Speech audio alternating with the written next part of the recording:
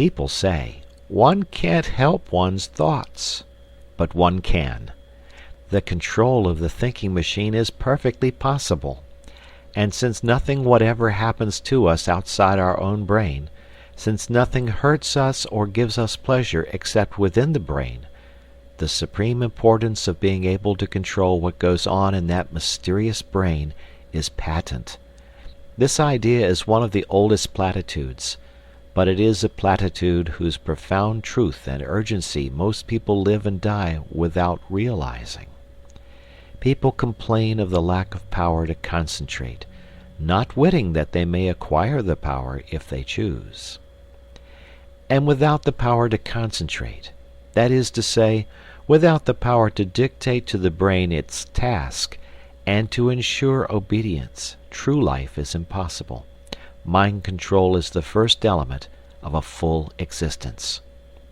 Hence, it seems to me, the first business of the day should be to put the mind through its paces. You look after your body, inside and out. You run grave danger in hacking hairs off your skin. You employ a whole army of individuals, from the milkman to the pig killer, to enable you to bribe your stomach into decent behavior. Why not devote a little attention to the far more delicate machinery of the mind, especially as you will require no extraneous aid? It is for this portion of the art and craft of living that I have reserved the time from the moment of quitting your door to the moment of arriving at your office. What? I am to cultivate my mind in the street, on the platform, in the train, and in the crowded street again? Precisely. Nothing simpler. No tools required. Not even a book. Nevertheless, the affair is not easy. When you leave your house, concentrate your mind on a subject, no matter what, to begin with. You will not have gone 10 yards before your mind has skipped away under your very eyes and is lurking round the corner with another subject. Bring it back by the scruff of the neck. Ere you have reached the station, you will have brought it back about 40 times. Do not despair. Continue. Keep it up. You will succeed. You cannot by any chance fail if you persevere. It is idle to pretend that your mind is incapable of concentration. Do you not remember that morning when you received a disquieting letter which demanded a very carefully worded answer? How you kept your mind steadily on the subject of the answer, without a second's intermission, until you reached your office, whereupon you instantly sat down and wrote the answer. That was a case in which you were roused by circumstances to such a degree of vitality that you were able to dominate your mind like a tyrant. You would have no trifling. You insisted that its work should be done, and its work was done. By the regular practice of concentration, as to which there is no secret, save the secret of perseverance, you can tyrannize over your mind, which is not the highest part of you, every hour of the day, and in no matter what place. The exercise is a very convenient one. If you got into your morning train with a pair of dumbbells for your muscles, or an encyclopedia in 10 volumes for your learning, you would probably excite remark. But as you walk in the street, or sit in the corner of the compartment behind a pipe, or strap hang on the subterranean, who is to know that you are engaged in the most important of daily acts? What asinine boor can laugh at you? I do not care what you concentrate on, so long as you concentrate. It is the mere disciplining of the thinking machine that counts. But still, you may as well kill 2 birds with 1 stone and concentrate on something useful. I suggest, it is only a suggestion, a little chapter of Marcus Aurelius or Epictetus. Do not, I beg, shy at their names. For myself, I know nothing more actual, more bursting with plain common sense, applicable to the daily life of plain persons like you and me, who hate airs, pose, and nonsense, than Marcus Aurelius or Epictetus. Read a chapter, and so short they are, the chapters, in the evening and concentrated on it the next morning. You will see. Yes, my friend, it is useless for you to try to disguise the fact. I can hear your brain like a telephone at my ear. You are saying to yourself, what he says about thinking in trains, and concentration, and so on, is not for me. It may be well enough for some folks, but it isn't in my line. It is for you. I passionately repeat, it is for you. Indeed, you are the very man I am aiming at. Throw away the suggestion, and you throw away the most precious suggestion that was ever offered to you. It is not my suggestion. It is the suggestion of the most sensible, practical, hard-headed men who have walked the earth. I only give it to you at second hand. Try it. Get your mind in hand, and see how the process cures half the evils of life, especially worry, that miserable, avoidable, shameful disease, worry. The exercise of concentrating the mind, to which at least half an hour a day should be given, is a mere preliminary, like scales on the piano. Having acquired power over that most unruly member of one's complex organism, one has naturally to put it to the yoke. Useless to possess an obedient mind unless one profits to the furthest possible degree by its obedience. A prolonged primary course of study is indicated. Now, as to what this course of study should be, cannot be any question. There never has been any question. All the sensible people of all ages are agreed upon it. And it is not literature, nor is it any other art, nor is it history, nor is it any science. It is the study of one's self. Man, know thyself. These words are so hackneyed that verily I blush to write them.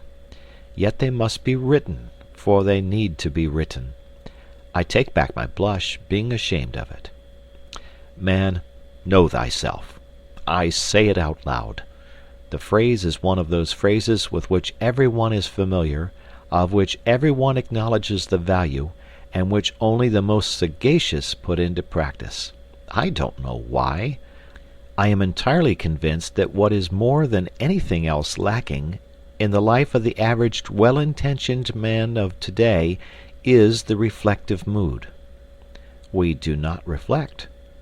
I mean that we do not reflect upon genuinely important things, upon the problem of our happiness, upon the main direction in which we are going, upon what life is giving to us, upon the share which reason has, or has not, in determining our actions, and upon the relation between our principles and our conduct. And yet you are in search of happiness, are you not? Have you discovered it? The chances are that you have not. The chances are that you have already come to believe that happiness is unattainable. But men have attained it, and they have attained it by realizing that happiness does not spring from the procuring of physical or mental pleasure, but from the development of reason and the adjustment of conduct to principles. I suppose that you will not have the audacity to deny this, and if you admit it, and still devote no part of your day to the deliberate consideration of your reason, principles, and conduct, you admit also that while striving for a certain thing you are regularly leaving undone the one act which is necessary to the attainment of that thing. Now, shall I blush, or will you? Do not fear that I mean to thrust certain principles upon your attention. I care not, in this place, what your principles are. Your principles may induce you to believe in the righteousness of burglary. I don't mind. All I urge is that a life in which conduct does not fairly well accord with principles is a silly life, and that conduct can only be made to accord with principles by means of daily examination, reflection, and resolution. What leads to the permanent sorrowfulness of burglars is that their principles are contrary to burglary. If they genuinely believed in the moral excellence of burglary, Penal servitude would simply mean so many happy years for them. All martyrs are happy because their conduct and their principles agree. As for reason, which makes conduct and is not unconnected with the making of principles, it plays a far smaller part in our lives than we fancy. We are supposed to be reasonable, but we are much more instinctive than reasonable, and the less we reflect, the less reasonable we shall be. The next time you get cross with the waiter because your steak is overcooked, ask reason to step into the cabinet room of your mind and consult her. She will probably tell you that the waiter did not cook the steak, and had no control over the cooking of the steak, and that even if he alone was to blame, you accomplished nothing good by getting cross. You merely lost your dignity, looked a fool in the eyes of sensible men, and soured the waiter, while producing no effect whatever on the steak. The result of this consultation with reason, for which she makes no charge, will be that when once more your steak is overcooked, you will treat the waiter as a fellow creature, remain quite calm in a kindly spirit, and politely insist on having a fresh steak. The gain will be obvious and solid. In the formation or modification of principles, and the practice of conduct, much help can be derived from printed books, issued at 6d. each and upwards. I mentioned in my last chapter Marcus Aurelius and Epictetus. Certain even more widely known works will occur at once to the memory. I may also mention Pascal, La Bruyère, and Emerson. For myself, you do not catch me traveling without my Marcus Aurelius. Yes, books are valuable, but not reading of books will take the place of a daily, candid, honest examination of what one has recently done, and what one is about to do, of a steady looking at one's self in the face, disconcerting though the sight may be. When shall this important business be accomplished? The solitude of the evening journey home appears to me to be suitable for it. A reflective mood naturally follows the exertion of having earned the day's living. Of course, if, instead of attending to an elementary and profoundly important duty, you prefer to read the paper, which you might just as well read while waiting for your dinner, I have nothing to say. But attend to it at some time of the day you must. I now come to the evening hours.